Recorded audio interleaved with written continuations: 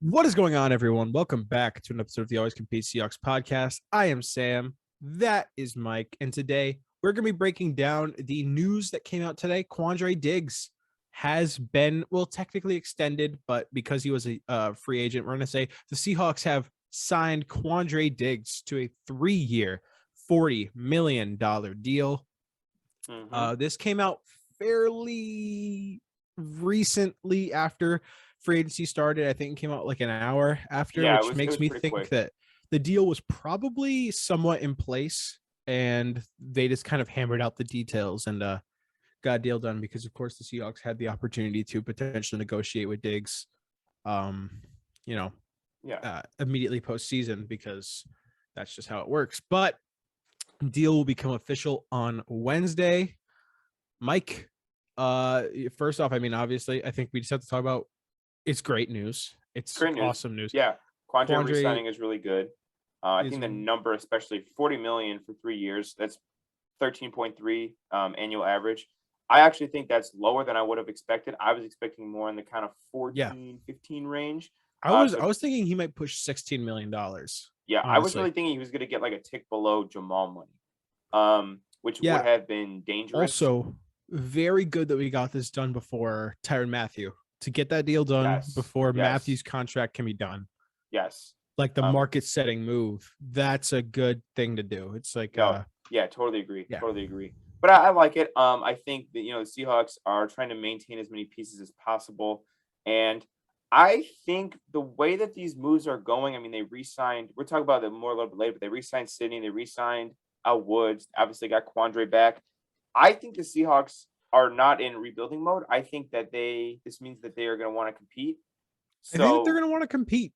And that makes me think that I don't think we're going to get Deshaun Watson. I don't suspect that we're even one of like the 3 front runners for Deshaun Watson. Probably the Carolina, the Saints. And I would say Cleveland. I'm getting strong senses that Cleveland really they don't. It's gonna be It's gonna be one of those things where like everybody's like, well, Cleveland's looking into it, but Baker's cool. Right. But then like a week later, it's like Cleveland is really trying to get Deshaun Watson. Yeah, I just frankly don't think that they're willing to throw around those picks like that. And I wouldn't. A lot of picks. As I said, I wouldn't either. But I think, especially if you think in like the draft, if you really like a Matt Corral or a Malik Willis, and you think that they're gonna be good right out of the gate, then you can compete no matter what. Well, yeah, these deals that tells me they either really like a Matt Corral, Malik Willis, whoever, or they see something in Drew Lock and they think that we can seriously compete with Drew Lock, or that they see something in Geno Smith, because everything that I've heard is that Geno Smith is going to be coming back. Yeah. I've heard that that's virtually almost a done deal. Like it's going to happen. So I don't think that. I don't think that the Seahawks are content with losing games this year, which is interesting. Yeah, we saw some comments basically saying, "Hey, the Seahawks should suck next year so we can get a C.J. Stroud, a Bryce Young." Which, to be honest, I don't fully disagree with. I don't disagree with that, but I don't think Pete Carroll agrees with that either, because I mean, he's old. Let's be honest, he's old. I don't think he wants to completely restart and do a rebuild that takes 3-4 years to really compete. I think he thinks, hey, we trade away Russ, we cut Bobby, but we're still the Seahawks. We want to compete. We're going to go to win the NFC West. I mean, it's the name of the podcast that we're listening to right now. So, which, by the way, if you are listening and you have been enjoying, make sure to subscribe for more. But like I was saying, I think that they are thinking that they can compete this year, whether that's with Drew Lock, Malik Willis, Matt Corral, whoever, right? That's the belief, because I don't think you sign Quandre Diggs to 3 years if you think you're going to suck for the next 2 or 3 years. I just don't think that's the case, right? Yeah. And especially Quandre is an older player for a D-back. I think he's 29 years old. Yeah. Also, can we reflect on how good of a deal the trade was to get him now? Yeah. We're going to have him for at least 3 years, because you never know what could happen in the NFL. You never know who's going to get traded, who's going to get injured, who's going to retire. It's always up in the air, but we're going to at least have him for 3 more for one. So what, it would be 3.5 years after he plays next year. We're at least going to have him for that long. Yeah. So, I mean, what did we give Detroit? We gave him like a 5th. We gave him a fifth round pick. Yeah.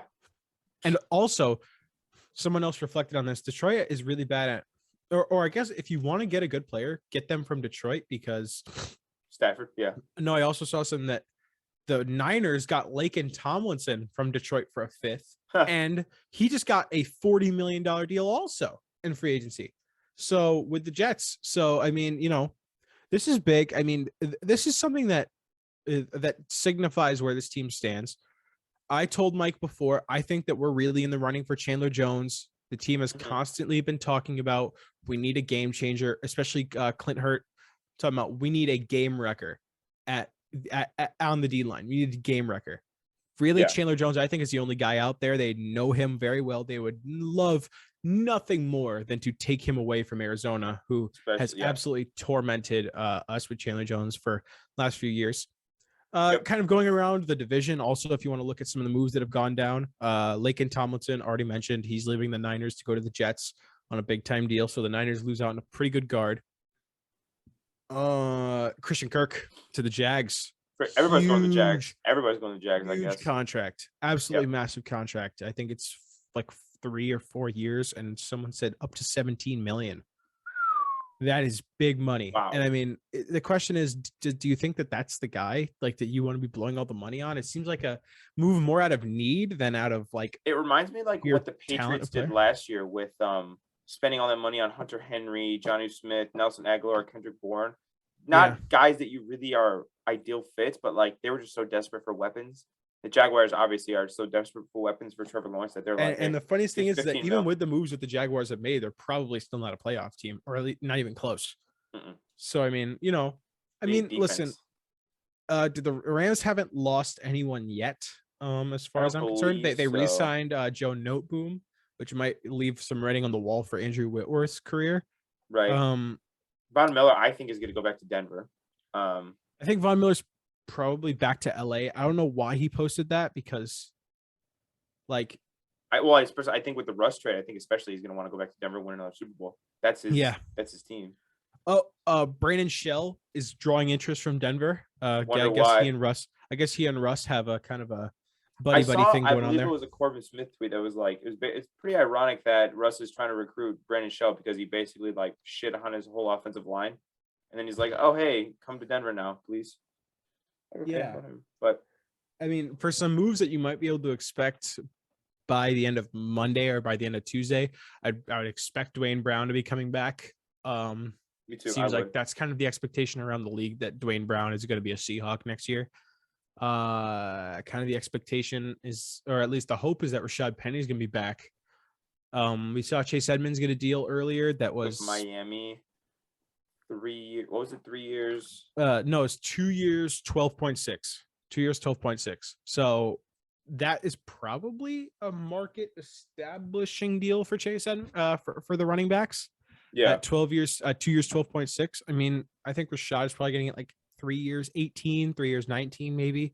I can see that. Yeah, I can see that.